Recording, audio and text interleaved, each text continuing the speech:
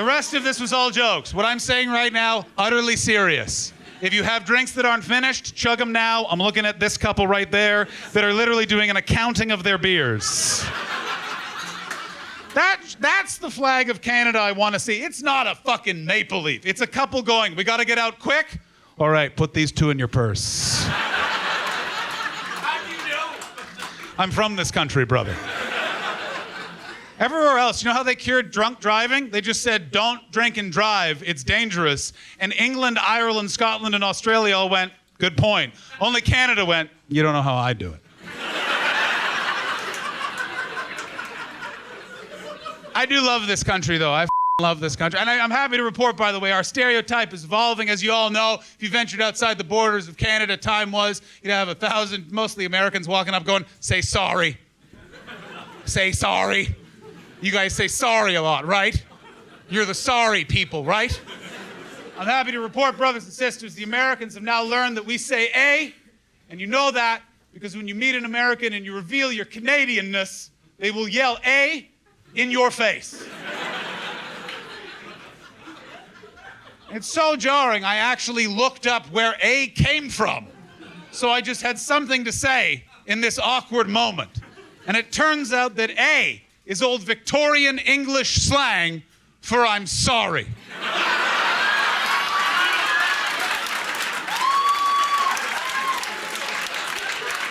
That would be like as an American finding out that yeehaw does mean I'm here to fuck my cousin. And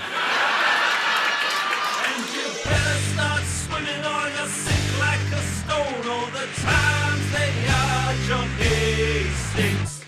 Well, what's up, everybody? My name is John. I'm going to wear a baseball cap. I wear a baseball cap not because I'm going bald. Now, I am going bald, but I don't wear a baseball cap because I'm going bald. I wear a baseball cap because if I'm not wearing a baseball cap, I look like a police officer that's been involved in a lot of questionable shootings.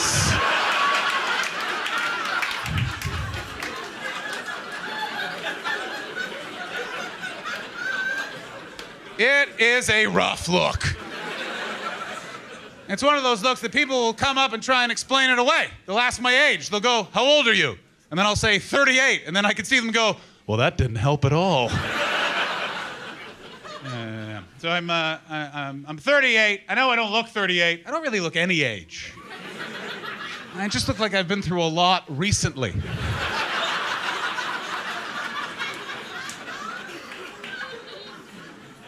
I am 38. I didn't like used to be an elder millennial. That's what I am. I didn't like used to be an elder millennial. I dig being an elder millennial now. I'm happy what we brought to the table.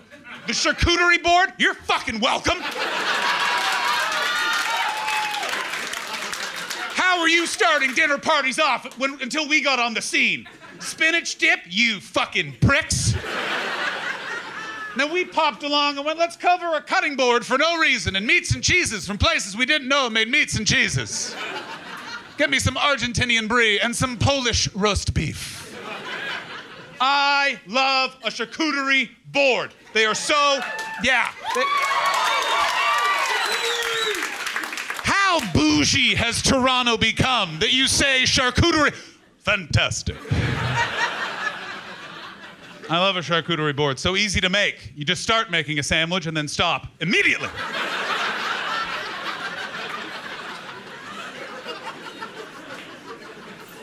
And we elder millennials, we did things for the world. We removed fear. You know what I'm saying, brothers and sisters? Time was, you saw a fellow with a neck tattoo, you thought, holy fuck, I'm about to see a dead body. Now you see a fellow with a neck tattoo, all you think is, oh boy, this latte is gonna be good.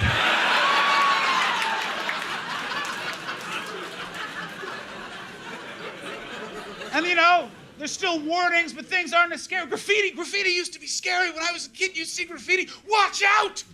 There's a gang here! Now you see graffiti, it's a warning, a different warning. Watch out! This craft beer is going to be very expensive.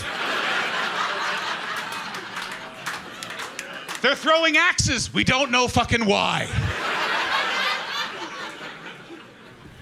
Which way do we want to take this? How old are you, Scruffy? 23. You're 23? Good for you. What's that fucking like?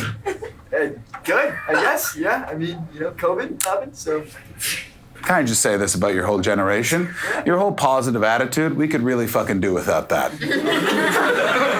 Listen, your generation's great. My brother is 20. I don't fucking really get your whole you all dress like your tote bags. Like, what the fuck is going on?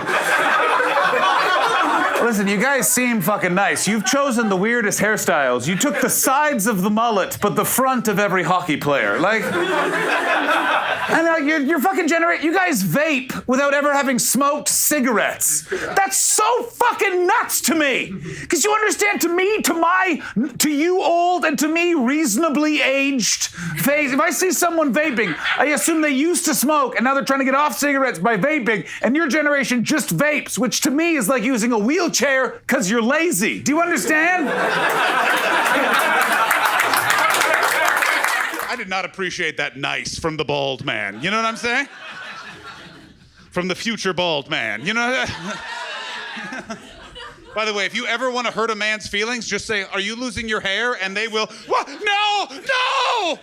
By the way, can we get a more distracting background for the comedy special? Oh, yeah, watch me on YouTube perform in front of an acid dream interpretation of Toronto. Here's the CN Tower, which you can't see anymore thanks to overdevelopment, yeah! Here's the Rogers Center / Sky Dome. It looks like a croissant that's not done. And then what the fuck is this supposed to be? Who's ready to laugh? We're being looked down upon by whatever Scientology believes in. Listen, I live in America. That's right, fuckers. I live in America. I like America, you know what I mean? We got Joe Biden in charge. I like Joe Biden. Joe Biden is like the economy, dead, and yet still going.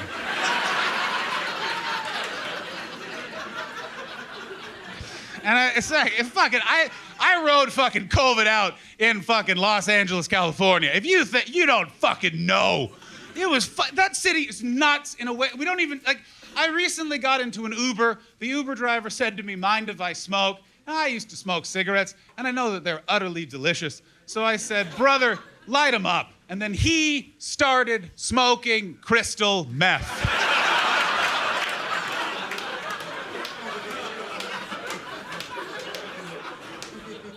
It's one of those things where, here's a little insight into who I am as a person, that when he started smoking crystal meth, I didn't go, "Hey, put that out."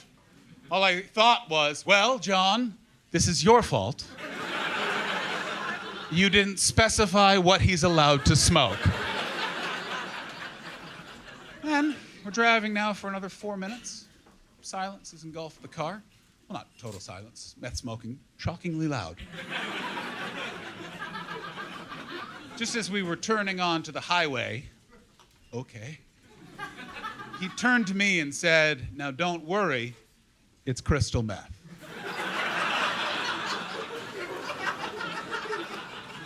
Which has led me every day, from that day to this, to wonder, what did he think I thought he was doing that warranted a clarification? He's up there smoking crystal meth, a drug so dark it gave us Breaking Bad and Better Call Saul.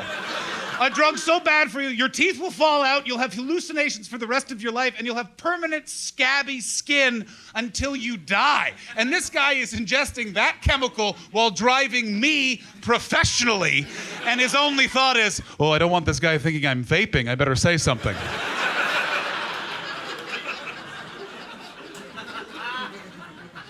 Man, Los Angeles it's just been nuts. Like, and like, no one talks about it. Like, the BLM happened all over America. It was amazing. People saw the violence, the police can rot, and people left their houses. In LA, we had riots for 4 days. They weren't on the news. My apartment building had 3 riots happening at the same time. Do you know how weird that feeling is? That if someone had come to me and gone, "The rioters have gotten in the building," I would have had to say, "You're gonna need to be more specific."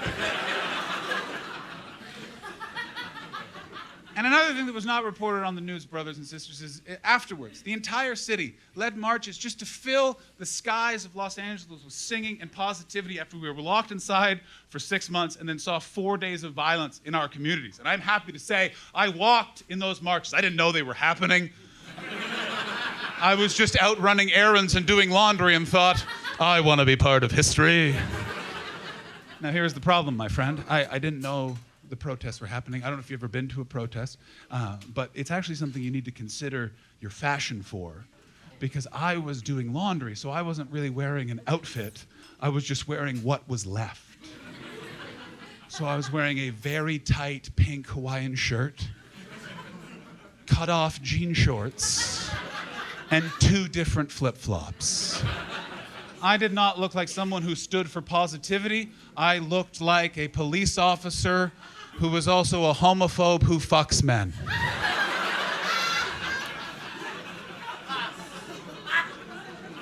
Now, if my brothers and sisters, this is politically charged times, not all of you would ever go to a march or a protest. I suggest you go to a march or a protest one time in your life for no other reason than a march or a protest is the best place to hear someone try and get a chant started and then fail.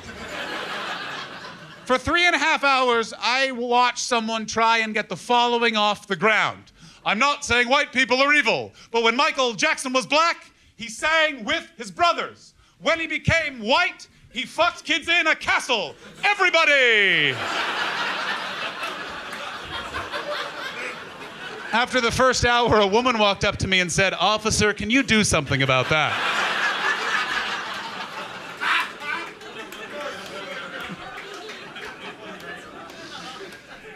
I just want to point out I got an applause break, and a guy in a mustache goatee just went, "Wasn't ready for that one." Like, if people assume that they're like, "Oh, you want to party?" I do not. I'm getting up early tomorrow. I want to hit that museum before the crowd gets there. I love it. Thank you. For the rest of you, books, they're not just for shelves. Now, I love a museum. I love a museum. I find museums to be like anal sex. When asked about them, I always say, "Oh, I had a wonderful time." But in the moment, I am thinking, well, this has gone on long enough. Fun fact from the front, friends. That is an anal sex joke from both perspectives. You're looking at a man who has been pegged. Now, thank you very much, one woo, and over here, confused silence.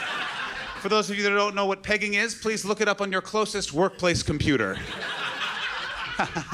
Got him. No. Just kidding, of course. Pegging is when a woman affixes a strap-on dildo to her person and then learns how difficult it is to be the one thrusting during sex. Thank you very much, lesbians. You feel my pain. You know what I'm saying? I see, I finally can actually do this jokes to people with perspective. You have insight into what it is to be the one thrusting during sex. You know that grunts and groans, they are nothing to be concerned about. That's just the noise of someone trying to get a cramp out of their ankle. You know what I mean? It's a crazy thing to be pegged, because people judge you immediately. It's not that big of a deal. Allow me to describe it to you in a way that demystifies you. I have been pegged, and I found being pegged like attending an escape room. I would have enjoyed it more if for 5 seconds I could have stopped thinking, what happens if I have to go to the bathroom? Let me tell you what my friends think of me. I told them all I've been pegged, and they all went, "Yeah, that makes sense." And then I told them, "Oh, I have a therapist," and none of them believed me. You in therapy, brother? I love therapy. What? You believed that? If you fucking believe that, I got some land to sell you. If you believe that man's in therapy, I have this thing called cryptocurrency that is... Between that and NFTs, you can't lose! I'm in therapy. He is not a good therapist. He recently diagnosed me with a fear of abandonment and then canceled our next 2 sessions.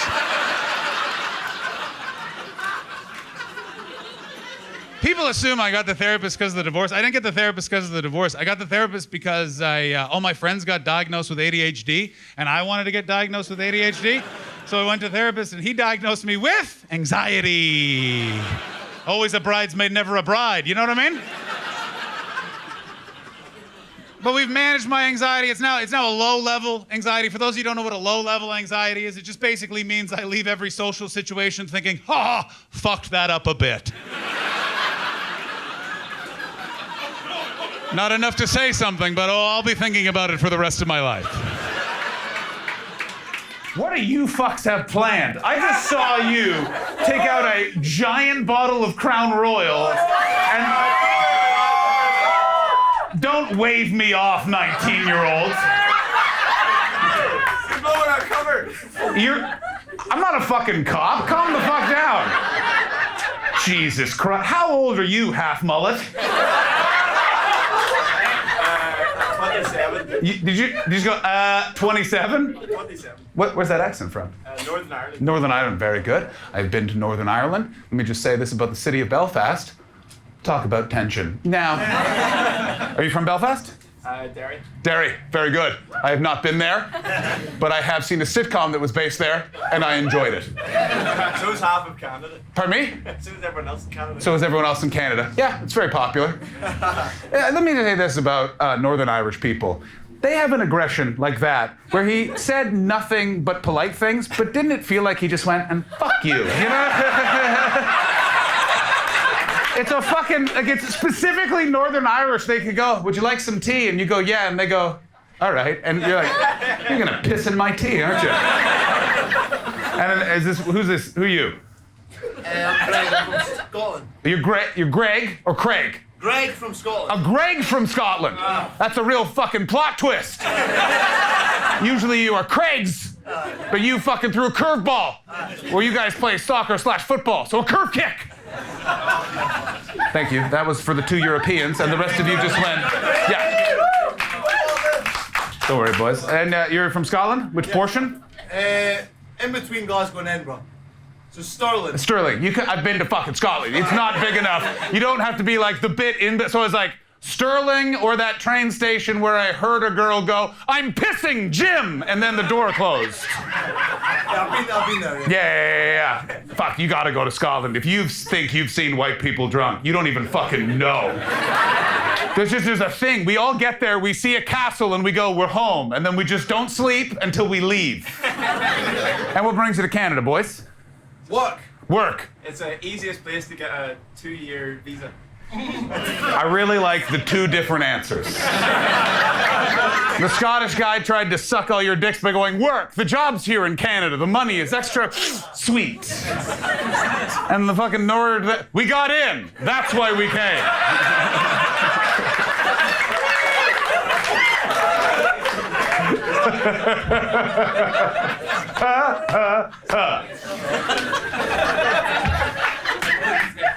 And which one of you has already had some of that comedically large bottle of Crown Royal? The four of us. Oh, the four of us. The four of us. Who are these fucking two guys behind you? Canadian and Ukrainian. Whoa. I'm not from immigration. You can calm down.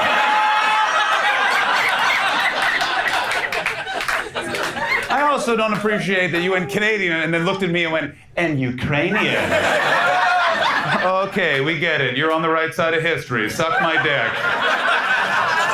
For fuck's sake. He's pointing at him again. The Ukrainian's here. You can't fucking get me. Well, fuck you. I filmed a commercial in the Ukraine, and I gotta tell you, or Ukraine. I know it's not the Ukraine, it's Ukraine. I filmed a commercial in Ukraine, and I could tell you, I saw the conflict brewing, because as we were driving in from the airport to the set, there was one guy, he was a Ukrainian guy, and he spoke English, and our driver was Russian, and he was explaining to me the tensions. This was in 2017, so they had toppled the Russian-backed government, and he just turned to me and went, welcome to Ukraine, there's a lot of problems. Russia wants to take over our country, even though we are free. But the problem the Russians have, and then he turned to the driver, is when they're dumb fucking shitheads. And then he went, who suck the cocks of cows! And then he turned to me and went, he doesn't speak English, you fucking idiot! It was fucking wild. At the end of it, he got out, and the Russian guy lit a cigarette and went, I speak English.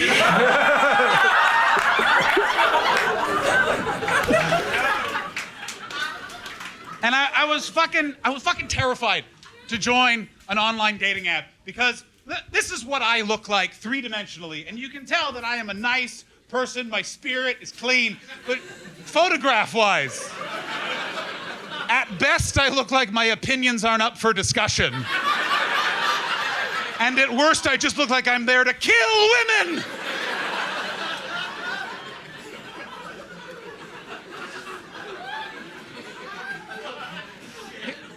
Here's something shocking I learned doing online dating. I assume everyone is aware that online dating, it's a place where women are sent unsolicited penis photos.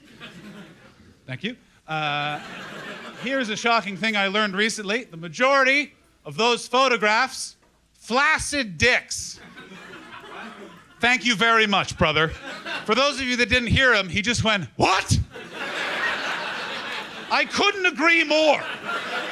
Like, I don't go for showing your penis to someone that hasn't asked to see your penis. But gentlemen, if you're gonna get up to that sort of nonsense, best cock forward. What's the purpose of showing someone a flaccid dick? I assume this was for intimidation. Who's intimidated by a flaccid penis? Oh my God, it looks like a badly folded fitted sheet. What are we gonna do? Oh my God, it looks like a very old worm or a very young snake. I'm scared.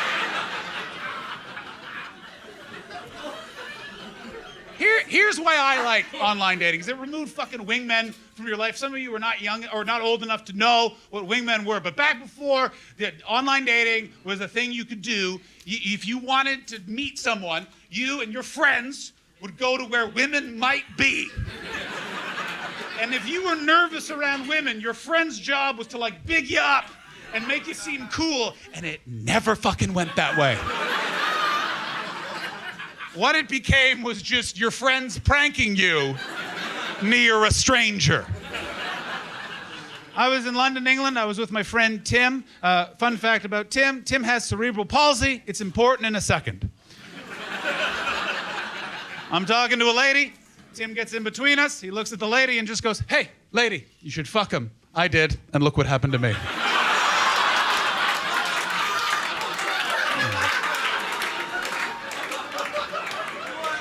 She went home with him.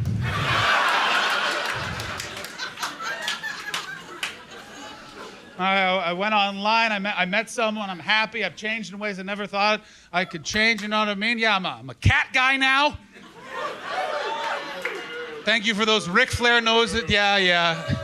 Thank you very much, baby boomer who looks like he drove some sort of snow removal vehicle to get here.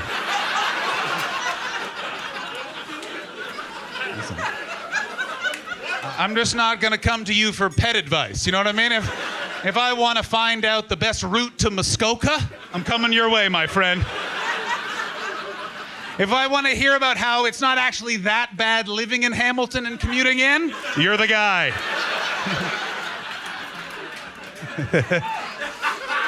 I do understand why he feels betrayed, because I have massive dog guy energy, you know what I mean? And not a fun dog. Like you walk up, this is Pistol. He's half Doberman, half gun. Why are you breathing through your nose and mouth near him? That's an attack command to him. Run! You know what I mean? No. I got a cat, and I dig it. And here's what turned me around on cats, because I always thought it was a bit weird, because when you encounter a cat in your home, they're always very sort of aloof, and they don't act like they should be grateful for all the food and protection you give them. And then I found out that cats are nocturnal creatures. So if you see a cat in the daytime, it doesn't want treats or pets. It wants you to shut the fuck up. And as someone who has worked nights with roommates for most of his life, I'm with the cat. Put yourself in the cat's paws. Thank you. How would you feel if in the middle of the night, your roommate came into your bedroom and started rubbing your whole body? And asking you if you were a good boy? I think you'd think, I'm throwing up somewhere you walk barefoot, prick. Well, I'm looking forward to that Crown Royal taking hold and you guys getting rowdy in about 10 minutes. Not an invitation, don't fucking cheers at me. I'm not an old man dancing at a wedding, you fucking youths. Fucking hell. Should have just talked to you, you know what I mean? Seem nice, your parents are probably more wealthy than she realizes, you know what I'm saying? Just want to point out, he shushed me.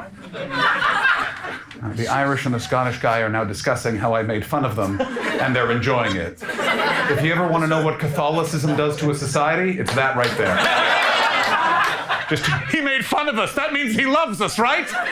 Just like when Daddy hits me. No, that was too far. That was too far, and also very accurate to the Northern Irish person's experience. Now, whoever oohed at me, he's laughing. The Canadian is laughing. The Scottish person is laughing, and the Ukrainian is just looking at me.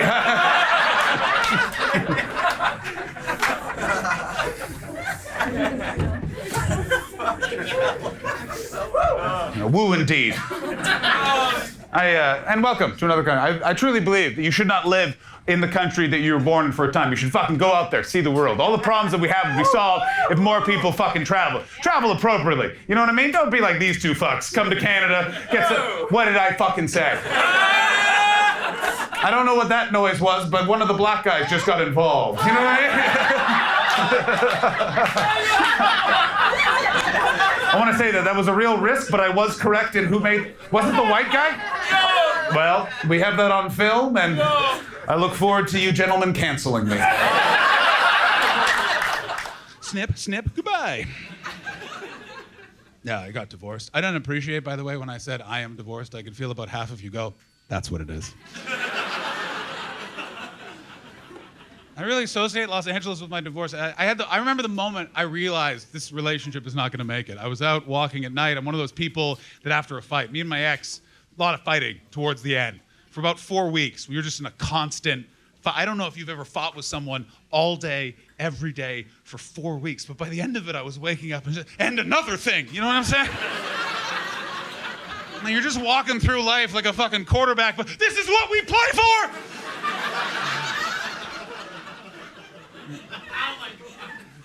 And I was just wandering the streets of LA, and I found myself in a crosswalk, and I realized what our problems were. I saw the future. I knew what was going on. I knew what we were headed towards, and I just knew that my marriage was over, and it was not anything I ever wanted to have happen, and I felt like a failure. I felt alone in that moment. I also did not realize that I was just stood in the middle of the road where cars also are.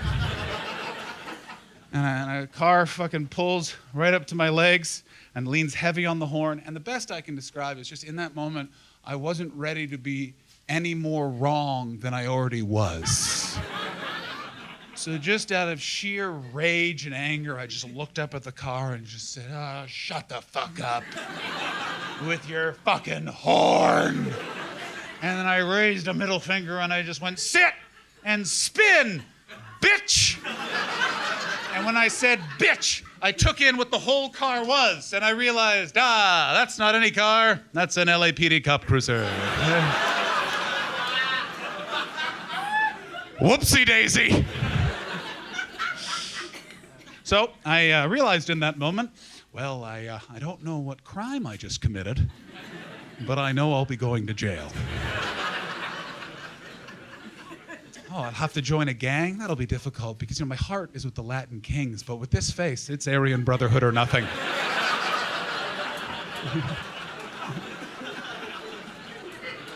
Laughing at that joke is a personal decision, and I really like that 3 lads are discussing it. Now, when I realized I got to explain this situation to the officer, as soon as he gets out of the car, I see the driver's side door swing open. I see him stand up. We make eye contact, and I just looked at him, and I just said, officer, I am so sorry. Are you married, sir? And he just went, I am, I understand, goodbye. And he got in his car, drove away.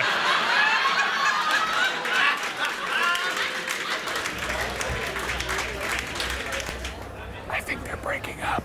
They're still together. I'm divorced. They're still together. I got divorced in COVID, which is a very lonely experience. Divorce, any breakup. It's a communal moment. Who are you texting? The world's got to know. Who are you texting? Oh, my friend. What was the purpose of? She's having a baby today. I'm going to tell you, that's a good reason to text. God, wow, and there are cameras here too. Well fucking played. Holy fuck, you had that cock. No, you have no reason to apologize. Jesus fucking Christ, fuck. Fuck it, you came to play, didn't you, lady? Ooh, and he was fucking scared as shit. He was giving me, baby, baby, baby. And he was not saving you at all. Like, he was ready to just walk behind that light. I have no girlfriend. Sorry. Thank you for apologizing. Have you ever been divorced?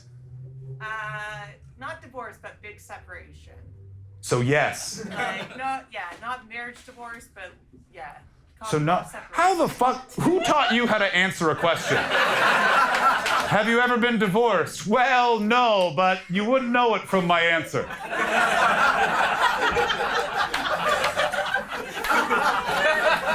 But you've been through a big breakup, and you know you need your friends. And that in COVID, I had none of my friends, no times to sit down and go through every moment of my relationship. At any time my ex did anything, my friends just went, "Well, fuck her!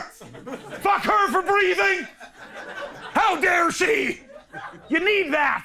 I didn't get any of it. The first time I slept with someone that wasn't my wife, first person I told wasn't a friend over a beer or typed into a group chat. First person I told was an LAPD officer conducting a COVID check at the airport.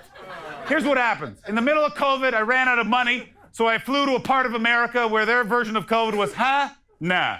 And I did some gigs because I needed the cash, and then I flew back the next day. And the day I arrived back home in Los Angeles was the one day they tried to erect a hard border against the rest of the country because 1 in 3 people in LA had COVID at the time, so they were doing random screenings at the airport, and we were randomly screened. I had to tell an LAPD officer what I had just done, and if he felt it violated COVID regulations, I'm moving back to Arizona without any of my stuff. I get off the plane. The LAPD, I don't know if you know this about the LAPD, not known for their understanding. And you know this based off of the songs they have inspired. Fuck the Police by NWA. The Cops Are Da Corrupt by KRS-One. Cop Killer, bracket, we gotta kill these cops. I don't care for these gentlemen, they're rude by John Hastings. So I walk up to this steroid with eyes, he looks at me and just goes, "While you were in Tucson, Arizona, did you violate any COVID-19 quarantine regulations?" And then I said, "Well, let's find out together, officer." I flew there yesterday. I performed stand-up comedy in a room best described as unventilated. I then got on a dating app and I met a woman. We went back to what she kept calling a trailer, and what I would call a shed with no door.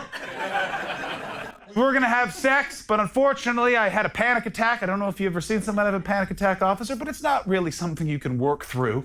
And it's not something I really wanted to share with a stranger. So I hid in her closet, which, get this, had a door.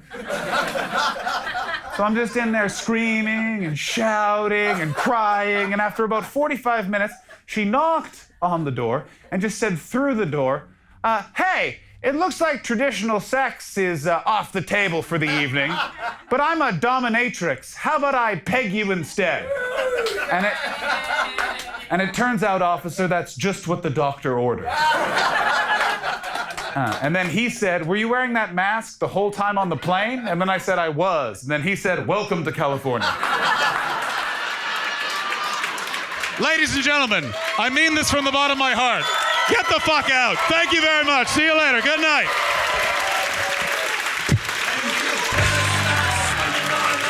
Like a stone all the time.